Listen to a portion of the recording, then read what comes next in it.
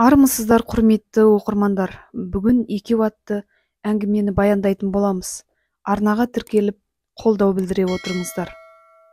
Кешіріңіз, маған ана бір кітапты әперіп жібересіз бе? Бұл 24-тен сәл асқан, орта бойлы, арықша келген қарақат көзді, кекілді қыздың кітап сөресіне теріс қарап, сүйеніп тұрған 27-лер шамасындағы, үстіне қара түсті тоқылған жемпір киген ұзын бойлы жігітке қарата айтылған алғашқы сөз еді. Алайда иығын тік ұстағанымен басын төмен салған жігіт айтылған бұл сөзге бұрылып қарай қоймады. Сондықтан қыз өтінішін екінші рет қайталап сұрап, ер адамның кең иығына саусақтарын салмақсыз ғана тигізіп түрткен еді. Осы бір ретсіз қимылға жігіт селк етіп қолына ұстаған кітабы жерге түсіп кетті. Жердегі кітапты көтеріп алды да өзінің денесіне рұқсатсыз жанасқан қолдардың иесіне қарады. Ой, кешіріңіз, мен сізді шошытып алдым-ау деймін. Бәрі дұрыс, не сұрамақ едіңіз? Не болғанда ана бір кітапты қолым жетпей тұр еді? Қайсысы? Әне оңнан бастаған санағанда үшінші тұрғаны. Көк түсті жұқа кітапша. Мынау ма? Иә, осы. Мінекей, алыңыз. Көп рахмет. Бұл елеусіз қалған ескі кітапханаға менен өзге адам бас соқпайтын болар деп ойласам, мен негізінде байқаусызда кіріп едім, жаныма бір еміз деп. Кітапханада дәрі сатылушы ма еді? Жә, қалжың деп түсініңіз. Жігіт өзінің артық сөйлеп қойған түсініп, не істерін білмей қолындағы сағатына қарап, артынша көз ілеспес жылдамдықпен үлкен кітап сөресінің артына барып, қырынмен түп-түзу болып тұра қалды. Не істеп кеттіңіз? Сағат кешкі 7 болып қалыпты ғой. Қазір кітапханашы осында келіп тексеріс жүргізеді. Келе берсін, ол кісіден неге жасырынып тұрсыз? Тыныш, ақырын сөйлеңіз. Егер ол әйел менің даусымды естіп қойса, бүгін далада қонатын боламын. Ал үйіңізге қайтуға асықпайсыз ба? Асықпаймын. Бәрібір мені ол жақта ешкім күтіп отырған жоқ. Ендеше сәл арырақ жылжыңызшы. Неге? Не істеп жатырсыз? Мен де бүгін осы жерде қалуды шештім. Мені де үйде ешкім күтіп отырған жоқ. Қарындас, қазір әзілдейтін уақыт емес. Мен әзілдеп тұрғаным жоқ. Ер адаммен оңаша қалуға қорықпайсыз ба сонда? Түш, үндемеңіз, осы жаққа біреу келе жатқан сияқты. Айтқандай кітапханашы дәліз бойынан өкшелеп етігін тақ-тұқ еткізіп, оқу залына кіріп келді де, қоңырқай көздерімен бөлмеге бір көз жүгіртіп шығып, тірі жан жоқ екеніне сенген соң, жарықты сөндіріп, есікті сыртынан кілттеген бойы, қол сөмкесін иығына асынған тұп-тура аялдамаға беттеп жүріп кетті. Кітапхана іші тым-тырыс, тек екі адамның жүрек соғысымен тыныс алған дыбыстары ғана естілуде. Бөлмеге жақтаулары биік орналасқан үлкен терезеден көшедегі шамдар мен көліктердің жарығы сәуле болып түсіп тұрды. Кетті ме? Кеткен сияқты. Қазір мен қарап көрейін. Телефоныңыздың жарығын пайдалансам бола ма? Әрине, мінекейіңіз. Жігіт телефонды алды да шамның жарығымен терезеге қарай беттеді. Әне, әдеттегідей 15-ші автобусқа отырып жатыр. Шыға беріңіз. Қазір мен бөлменің жарығын жағайын. Бойжеткен сөренің ар жағынан алдымен мойнын созып қарады. Артынша үстіндегі ұзын жеңді пальтосын қолымен қағып жарыққа шықты. Демек, бізді сыртымыздан қамап кетті ме, солай ма? Дәл солай. Мәссаған, жүзіңіз кәдімгідей қуарып кетті. Не болды? Шешіміңізге өкініп үлгердіңіз бе? Жоқ, неге өкінейін? Мені үйде ешкім күтіп отырған жоқ дедім ғой. Сонда да қатты таңғалып тұрмын. Не үшін мұндай тәуекелге барғаныңызды? Білмеймін. Мүмкін ақылды болып көрінуден шаршаған шығармын. Ал өзіңіз? Бұл жер менің екінші үйіме айналған. Қашан? Түсінбедім. Мейлі, сізге бір құпиямды ашайын. Тек ешкімге айтып қоймаңыз. Мен осы кітапханаға түнеп шығу үшін келемін, бірақ кітапханашы бұл жағдайды білмейді. Өткен жолы осы бөлмеде ұзын диван тұрған.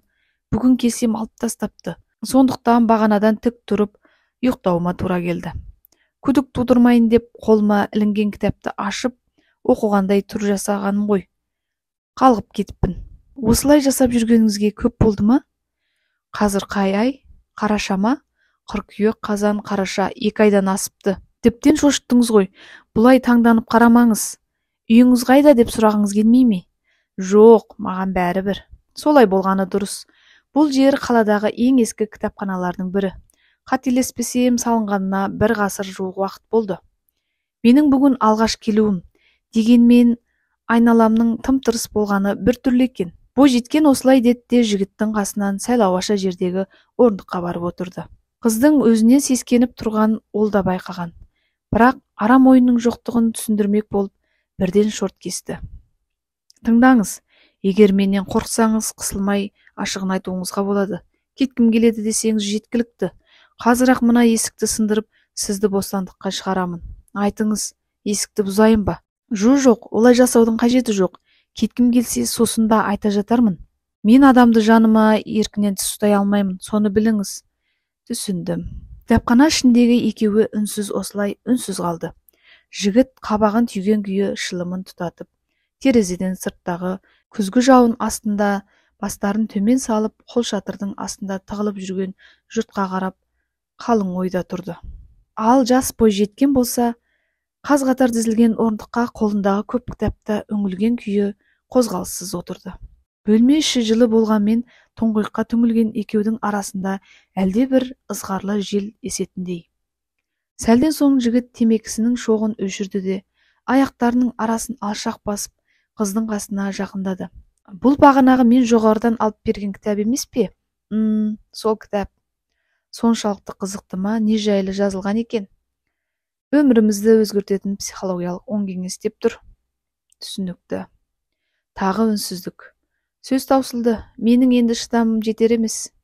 Екеуміз осылай үндемей отырсақ, ала таңды қалай атырмақпыз? Не ойлап тапсам екен? Айтпақшы, таптым. Жігіт кітап сөрелерін жағалап жүрген күйі қызға қарап, байқатпай жылы жымиып алды да, сөрені тоқылдатып: Қарындас, маған бір сәтке назар аудара аласыз ба? Тыңдаңыз, қалай десек те бүгін осында түнеуімізге тура келді. Біздің неге осылай жасағанымызды білмеймін. Әйтсе де бұлай екі жақта үнсіз отыра бергеніміз жарамас. Менде бір-екі тіске басар бар. Арадағы түсініспеушілікті былайырақ қойып, аздап жүрек жалға бассақ қайтеді? Болады, тамаша. Жігіт дереу аспалы сөмкесін ашып, ішіндегі заттарын сыртқа шығара жүріп, сөзін жалғастырды. Бүгін осында сіздің қонақ болып келгеніңізді білмей қалдым. Әйтпегенде басқа да дәмді тамақтарды алып қояр едім. Қазір мен үстел жасап жіберейін. Кіреберіс бөлмеде тоқ шайнақ бар. Краннан су ағызып қосып келсеңіз жақсы болар еді. Кітапханада тамақтанғанымыз біртүрлі ыңғайсыз емес пе? Әрі ол заттар манағы әйел адамға тиесілі ғой. Қорықпаңыз, мен әрдайым алған затымды орныма қойып жүремін. Және біз ұрлыққа түсіп жатқанымыз жоқ қой. Жай ғана уақытша пайдалануға алдық. Егер қаласаңыз өзім барып келейін. Сөйтіңізші. Жігіт қарсы алдындағы қыздың ұяңдығын ұнатады. Сол үшін де бір сөзге келмей дастарханды да өзі жасап, тоқ шайнекті де өзі қайнатып әкелді. Мынада самсаның екі түрі бар. Біріншісінде ет, ал екіншісінде асқабақ қосылған. Ұялмай дәмнен алып отырыңыз. Рахмет, мен кітапханада емес, тап бір сіздің үйіңізде отырғандай сезімдемін. Әңгімеміз енді жараса бастаған сияқты. Дегенмен, біз әлі де бір-бірімізге құпия болып отырмыз. Құпия болып қала берсек те болады ғой. Неге? Әлде танысқанымызды қаламайсыз ба? Біз неге осы көзге көрінбейтін заңдылықтарға бағынамыз? Мысалы, мына кітапта бір адам аптасына орта есеппен 20-ға жуық жаңа адамдармен танысады. Бірақ оларды тек түрлері арқылы немесе танысқан жерлері арқылы есіне сақтайды деп жазылған. Яғни, адамның есі мүлде маңызды емес. Бастысы олардың қайда танысқаны. Солай ма? Иә. Ендеше біз әлгінде өзіңіз айтқан көзге көрінбейтін заңдылықтарды бұзбайық. Қалайша? Мысалы, есімдеріміз бір-біріміз үшін құпия болып қалсын. Сонда сізді қалай атаймын? Кім деп атап шақырамын? Енді білмеймін. Қаласаңыз сымбатты жігіт деп атауыңызға болады. Есіміңіз тым ұзақ екен. Одан да сізді Шам деп атасам қалай? Неге? Өйткені сіз шам сияқтысыз. Басқалардың өмірін қараңғылық басқанда сізге қарай ұмтылады деп басталатын цитата есіме түсіп кетті. Егер қаламасаңыз, олай айтпай-ақ қояйын. Жоқ, ерекше атау екен. Мейлі, Шам болсам, Шам болайын. Ал сіз ендеше шырақ болыңыз. Шамның жанында әрдайым шырақ жүрмеуші ме еді? Әдемі ғой. Шам шырақ, әдемі. Осымен бұл мәселені шешімі табылды. Енді тағы қандай заңдылықтарды бұзуға болады? Отбасымыз, жеке өміріміз жайлы артық сөз қозғамайық. Келсеміз, сөйтекші. Олар бір күнге осы кітапхананың сыртында қала тұрсын. Сосын бір-бірімізге ғашық болмаймыз. Бұған да келсемін, махаббатқа жол жоқ. Және таңға дейін ұйықтамасақ қалай? Таңға дейін ән айтайық, сыр шертсек. Осы жерді жүз айналып жүгірейік. Бірақ ұйықтамайық. Жақсы, бағымызды сынап көрейік. Осымен болды ма? Әлде тағы да алып қосарыңыз бар ма? Өтірік айтпайық, өйткені кітапхана сыртында қалдырып кеткен адамның ішінде онсыз да жалған сөйлейтіндер жетерлік. Тым болмаса осы жер шынайылықтың жылы ұясына айналсыншы. Түсіндім, жалған сөз айтылмайды. Ендеше түкке тұрғысыз стереотиптерге қарсы тұрудағы алғашқы қадамдарымыз үшін ыстық шайдан ішіп отырайық. Шам, ау, не қызық, жаңа есіміңізді тез жаттап алыпсыз. Осылай атасам қарай ма екен деп сізді тексеріп көргім келген еді. Қарадым ғой, демек енді бұл да менің сіз ғана білетін бір есімім. Ал өзіңіз жанарыңызды тайдырып жіберуге өте шебер екенсіз. Вәдем вәде, махаббатқа жол жоқ дедік қой. Сондықтан текке қысылмаңыз. Сіз дүниедегі ең өткір нәрсенің не екенін білесіз бе? Семсер шығар, әлде ине ме екен? Жоқ, адамның көз жанары. Себебі ол әр адамда әртүрлі көзқараспен қарайды. Көңілі қаламайтын немесе жаны жараланған адамдарға өткір жебедей қадалуы мүмкін. Алайда сүйікті адамдарына күнәсіз кейіпте мейірлене қарай алады. Нағыз ғаламат құбылыс осы деп ойлаймын. Өйткені барлығына бір көзқараспен қарау мүмкін емес. Ақиқатты да, арамдықты да адамның жанары арқылы білуге болады. Олай болса, біз де солай жасап көрейік. Мен сіздің көзіңізге қарап, осы жерге не үшін келгеніңізді айтып берейін. Ал сіз менің не үшін 2 ай бойы осында түнеп жүргенімізді тауып көріңіз. Бұлай болмайды, біз жеке өміріміз жайлы айтпауға келістік қой. Иә, біз айтпауға келістік. Ал көз арқылы сезінуге болмайды деп тыйым салған жоқпыз. Жақсы дегеніңіз болсын. Ендеше мен бастайын. Ең алдымен көзімізге тура қараңыз. Күтіп тұрмын. Меніңше сіз кітапханаға бір сұраққа жауап табу үшін келдіңіз, дұрыс па? Иә, оны қалай білдіңіз? Жанарыңыз арқылы. Күні кеше мен ол адамды өз аузыммен басқа біреудің жары етіп жарияладым. Иә, мен солай жасадым. Қатты айқайлап жылағым келсе де, амалсыз қыстығып, кеудемде ащы өксік тығылып тұрса да, жылай алмау деген өте жаман сезім екен. Сыр бөліскіңіз келмей ме? Жігіт қыздың жасаураған жанарына енді үңіліп, оның қимылсыз еріндері қашан қозғалар екен деп үйіп тыңдай бергені сол еді. Ойламаған жерден кітапхана жарығы сөніп қалды. Не болып жатыр? Жарық неге өшті? Шам, сіз осындасыз ба? Қорықпаңыз, осындамын, осында. Уф, зәрем қалмады. Аяқ асты неге өшті екен? Мен де аңтамын. Көзіңізге енді қадалып қарай бергенімде сөніп қалғанын айтсаңызшы. Қазір мен тез барып тексеріп келейін. Телефоныңыздың жарығын бере тұрасыз ба? Иә, міне ала қойыңыз. Қызық екен, көшенің шамы сөнбепті. Ана бір 10 қабатты үйлердің де жарығы жанып тұр екен. Мені естисіз бе? Естідім, міне келе жатырмын. Жөндей алдыңыз ба? Жоқ, қысқа тұйықты алудың әсерінен сымдары күйіп кетіпті. Ол оңай жалғана салатын дүние емес. Арнайы құрал сайманы болмаса қайта қалыпқа келтіру мүмкін емес. Бұл жердің ескі ғимарат екенін ескерсек, сымдарына көптен бері тоқ жалғаушыларының қолдары тимеген байқалып тұр. Енді не болады? Өкінішке орай таңды күтуге тура келеді. Егер сіз бұл жерден дәл қазір шыққыңыз келсе, жоқ, бәрі дұрыс. Жарық әдейі өшкен жоқ қой. Қайта өшкені де жақсы болған сияқты. Жақсы болды дейсіз бе? Себебі неде? Бұл жағдай менің бала кезімді есіме салды. Ауылдағы үйімізде жарық жиі сөніп қалатын. Сонда үйдегі 3 бала ата-анамыздың бауырына тығылып, көздерімізді тарс жұмып ұйықтап қалатынбыз. Тіпті дастархан басында майшамның жарығымен тамақ ішкен кездеріміз де көп болған. Сол бір үйдің 3 баласы сығырайған шамның жарығына үймелеп жер үстелді жағалай сабақ қарайтынбыз. Есімде әпкем мен ағам менің үстіме майшам құлап кетпесін деп әр қимылымды бақылап отыратын. Бірақ бір күні балалығым ұстап, сабақ қарағым келмей, ана тілі кітабымды үстелдің үстіне тарс еткізіп тастай салдым. Әлбетте, оның соңы неге әкеліп соғатын білмеген едім. Кірпік қағып үлгіргенше мен лақтырған кітап майшам салынып тұрған шоңғыл кесеге тиіп, әпкемнің қолы оңбай күйіп қалды. Сол күні маған анам алғаш рет қатты ұрысты. Мен ботадай боздап жылап, әкемнің кең құшағына барып тығылған едім. Әрине, әпкем менің балалығымды кешірді. Тек мен өзімді кешіре алмадым. Өйткені оның саусақтарына мәңгілікке күйіктің іздері таңба болып қалып қойды. Оның нәзік саусағындағы тыртықты көрген сайын өзімді қоярға жер таппай, іштегі ұятым мазалап кетеді.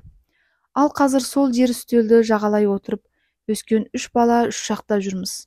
Сол күндерді қатты сағыныппын. Енді ғана түсінгендеймін. Балалықтан болған шалалық дейсіз ғой. Жарықтың сөнгені сізге бұлай әсер етеді деп ойламаппын. Керісінше кетемге басып қорқып жылап жібереме десем. Ал сіз осыған ұқсас жағдайлар болмаған беді? Мен қалада өстім. Бізде жарық ары кетсе 3-4 сағатқа ғана өшіп қалатын. Оның үстіне түс кездері, кейде көлік апаты немесе техникалық жағдайлар орын алғанда болмаса ауылдағыдай майшамен кітап оқып көрмегенмін. Ал сіз мені тіптен қызықтырып жібердіңіз. Бір күні жоқ, уақыт созып қайтейін. Тұп-тура ертең дүкенге барып, арнайы майшам сатып әкелемін де, жарықты сөндіріп қойып, кітап оқып көремін. Қалай, керемет ой емес пе? Ауылға барып оқығанға не жетсін? Кешіріп қойыңыз, менің сіздікіндей ауылда кең сарайдай боз үйім жоқ. Сондықтан осы жерді қанағат тұтуыма тура келеді. Шам, айтыңыз. Артық сұрақ қоймауға келіскенбіз десе де, неге осы кітапханада түнеп жүрсіз? Жаңа өз сөзіңізде қалада өскенмін дедіңіз. Сізге бұл жерге болудың қандай мәні бар? Біз өтірік айтпауға да келіскенбіз. Мен 2 ай бұрын түрмеден босап шыққанмын. Өгей әкемді өлтірдім. Сізге қылмыскермен бір бөлмеде болу қорқынышты шығар. Мүлде олай емес. Осы уақыт аралығында сізді аз да болсадан танып білдім. Айтпағым, бұлай жасауыңыздың бір себебі болады. Өз әкем мен құрсақта жатқанда дүние салған екен. Содан бері анам мені жалғыз өсірді. 9-ға толған жылы ол бір еркекпен танысты. Ал 2 аптадан соң ол біздің үйге жүгін арқалап бір жолата көшіп келді. Екеуміз мүлде тіл табыса алмадық. Шешем үйде болмаған кезде одан талай таяқ жедім. Бірақ анама ауладағы балалармен төбелесіп қалдым деп айтпайтынмын. Ол кездері мен тым әлсіз бала болдым. Оған мүлде күшім жетпеді. Менің бала екендігімді пайдаланып, шешемді де аямай сабап тастайтын. Тіпті ол кісі 2 рет түсікті де тастады. Анаңыз бұндай қорлыққа төзе бергенше неге ажырасып кетпеді? Сүйді. Анам оның ешбір кемшілігіне қарамастан сүйді. Бұл мен көрген ең жиіркенішті махаббат болатын. 3-ші рет құрсақ көтергенін білгенде, ол сәбиді 9 ай перзентханадан шықпай, аса үлкен қиындықпен босанды. Сөйтіп қарындасым дүниеге келді. Анам осыдан соң барлығы жақсы болып кетер деп үмітін үзуге асықпаған еді. Алайда өгей әкем үйімізді құмар ойынына тігіп жіберіп, шешемді шашынан сүйреп далаға шығарып тастапты. Бірақ өз қызына тиіспеген екен. Мен ол кезде университет жанындағы үйде курстастармен пәтер жалдап тұратынмын. Көршілер телефон соғып, жағдайды айтқанда, әйтеуір бір есімді жинағанымда, оның қып-қызыл болып, қанталаған көздеріне тік қарап, мойнынан буындырып жатқан едім. Ақыр соңында 12 жыл бойы өгейлігін көрсеткен адамды өз қолыммен тұншықтырып өлтірдім. Сол жағдайдан соң шешемнің ақыл есіне зақым келіп, жындыханаға түсті. Ал 40-нан да шықпаған қарындасымды полиция қызметкерлері балалар үйіне өткізіп жіберді. Сонда осы күнге дейін анаңызға бір рет бармадыңыз ба? Бардым, бірақ 7 жылдан соң көзбе-көз сөйлесуге батылым жетпеді. Өте ауыр оқиға екен десе де, қанша жерден қарсыласқаныңызбен сіз анаңызды сағынып жүрсіз ғой. Мойындаңыз, анаңызға өкпелісіз. Балалығыңыздың ұрланғанына, ең қызықты студенттік өміріңіз бен жастық шағыңыздың темір тордың ар жағына өткеніне, осының барлығына анаңызды кінәлайсыз. Егер сол адаммен таныспағанда, үйге алып келмегенде деп іштей күйінесіз. Бірақ бұл өмір, түбі неге әкеліп соғатын ешкім де болжай алмайды. Иә, түрмеде жүргенде осы ойлар маған маза бермейтін. Соңында ойланып қарасам, егер сол күні 1000 рет қайталап келсе де, мен 1000 рет оны өлтірер едім. Осылай жасағаным үшін мүлде өкінбейтінімді түсіндім. Мен сізді жазғырмаймын, керісінше осы әрекетіңізді құрметке лайық деп ойлаймын. Соны біліңіз. Сағат түнгі 1-ден асыпты. Таңның атуына әлі бірталай уақыт бар.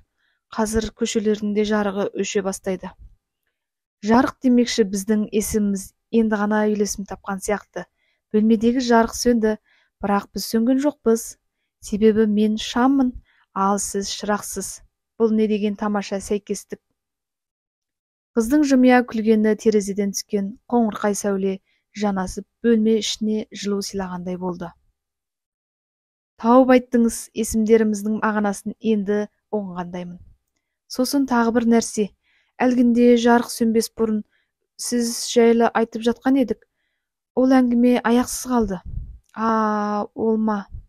Қыз езуін ішке жиырып, терезе алдынан алшақтай түсіп, тап бір бөлме ішіндегі қараңғылыққа сіңіп кеткісі келгендей, кітап сөресінің бұрышындағы жерге жайғаса кетті. Мен кешегі күнге дейін тағдырымның сол адаммен қайта тоғысатынына сенімді болдым. Иә, тоғысты. Алайда менің тағдырыммен емес. Қателеспесем, өз аузыңызбен басқа біреудің жары етіп жарияладым дедіңіз. Иә, дәл солай. Мен салтанатты сарайында заңды түрде неке қию рәсімін өткізетін қызметкер болып жұмыс жасаймын. Біреу келіп, сен ертең дәл осы жерде өзіңнің ғашық адамың некесін қиясың десе, сенбес едім. Бірақ солай болды. Негізінде кешегі рәсімді мен өткізбеуім керек болған. Қасымдағы әріптес қыз тоқтамай жөтеле берген соң, оны алмастыруға тура келді. Алғашында неке куәлігінен күйеу жігіттің есімін оққанда жай ғана сәйкестік болар деп ойладым. Алайда есіктен өзі кіріп келгенде бір-бірімізге қанша уақыт қадала қарағанымызды есімде жоқ.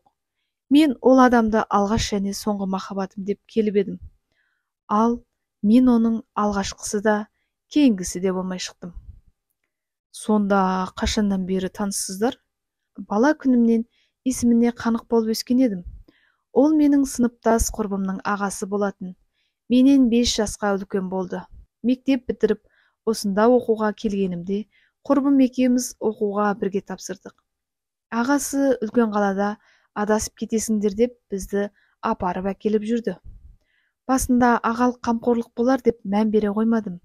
Кейіннен оны көргенде жүрегім атқақтап, төмен қарап ұялатынымды шығардым. Сөйтсем, ол балауса махаббатым екен.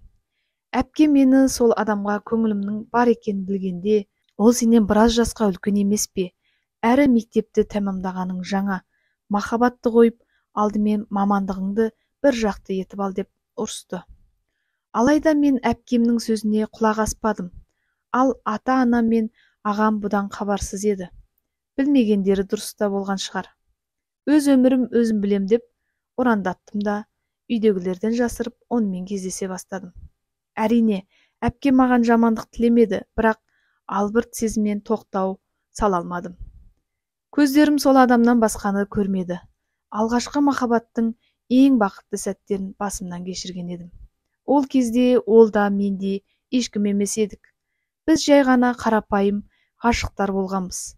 Десек те 2 жылдан соң айырылысып тындық. Сонда қателік кімнен кетті? Ол мектеп кезінен кәсіпқой бокспен айналысатын. Біз кездесіп жүргенде үлкен жарыстарға қатысып, сол жылы халықаралық дәрежедегі нөмірі 2 боксшы атанды. Біртіндеп алыс жақын шет елдерге аты шыға бастады. Артынша араласатын достары да жүретін ортасы да күрт өзгерді. 1 айға, кейде тіпті 3-4 айға жол болып кететін болды. Менде жарыстарда жүрген болар деп көп мазасын алмаймын. Бөлмеде бірге тұратын қыздар ол жайлы сұрай берген соң, оның боксер екенін айтып мақтанған едім. Сондай күндердің бірінде ойламаған жерден жатақханаға келді. Ақыры көп естігенше бір рет көрсін деп құрбыларымен таныстырдым. Бірақ ол сол күні менімен қоштасуға келген екен. Мен сенің кіршіксіз таза махаббатыңа лайық емеспін. сен өте тәрбиелі қызсың, сол үшін менен де жақсы жігітке лайықсың, деп себебін түсіндірместен бұрылды да кетіп қалды. Мен барлығына өзімді кінәладым. Ол кезде бар жоғы 2-ші курстың студенті едім ғой. Жас әрі аңғал болатынмын. Оған лайықты түрде қолдау білдіре алмадым деп өзімді жазғырдым. Тіпті сыныптас құрбыма хабарласып, ағаң неге менен бас тартты, қай жерде қателік жібердім деп жылап та сұрадым.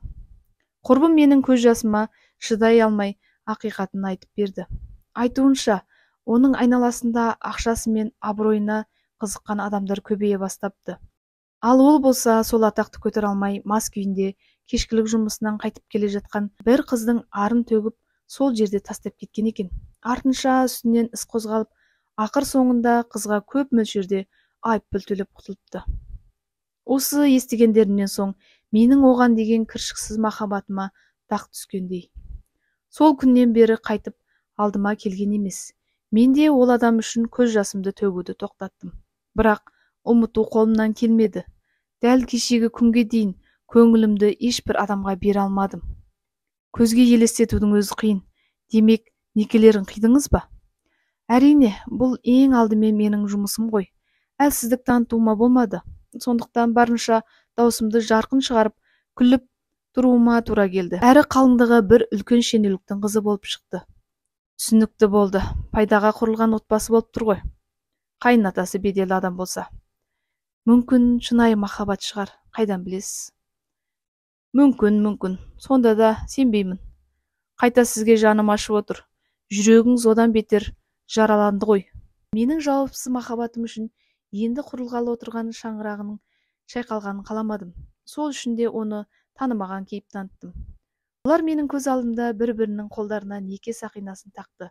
Көз алдымда мәңгі бірге болуға келісім берді. Мен болсам, қолынан қысып ұстап, неке куәліктерін табыстадым. Рәсім біткен бойда ол жерден қашып шықтым. Такси тоқтатып үлгергенімше артымнан қуып жетті. Көзіме қарауға ұялатын өзін ақтап аларға бір ауыз сөз жоқ екенін айтты. Мен оған іште сізді қалыңдығыңыз күтіп қалды дедім де көлікке отырып кеттім.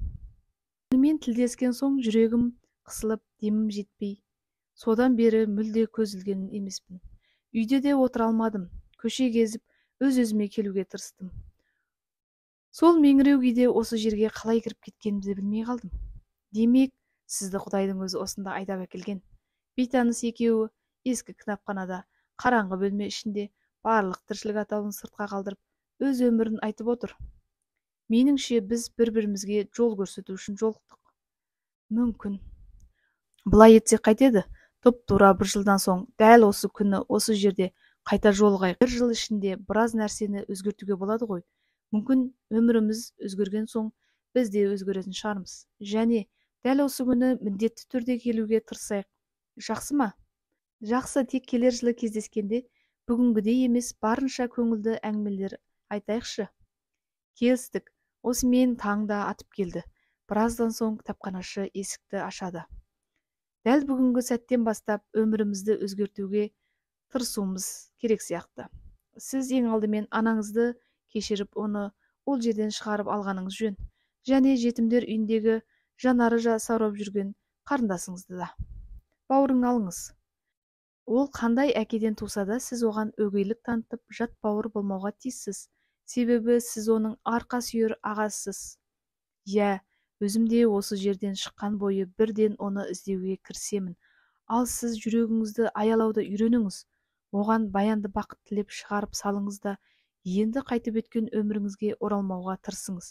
Шырақ, сіз сөнбеуге тиістісіз. Сізге де менен бұрын сөнуге болмайды, шам.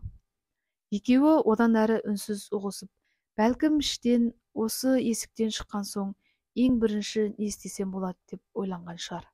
Бәлкім бойжеткен қыз ауылдағы ата-анасына барғысы келді ме екен. Алыста жүрген аға әпкесін ауылға шақырып алып, сол баяғы ескі жер үстелді айнала жайғасып, шер тарқатып, мәре-сәре болсақ қой деп армандап отырған шығар. Ал жігіт балалар үйіндегі қарындасының түр әлпетін елестетіп кетті ме? Оны шынашақтай кезінде 1-2 рет қана көріп еді. Биыл 6-ға толды екен-ау.